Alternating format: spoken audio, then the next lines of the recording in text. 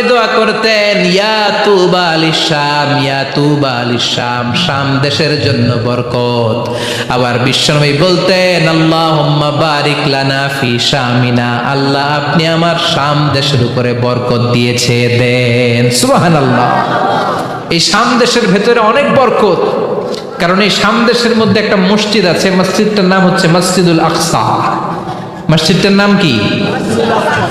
এইটাকে বলা হয় সানিউল কিবলাতাইন, মুসলমানদের দ্বিতীয় কিবলা।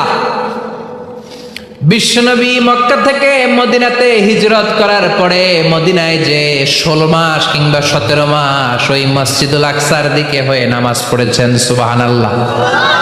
17 মাস পরে আবার মসজিদুল আকসা থেকে কাবার দিকে বিশ্বনবীর কিবলা পরিবর্তন করে দিল কে? পৃথিবীতে 3টা মসজিদ সবচাইতে সেরা, মনে রাখবেন। ইসলামিক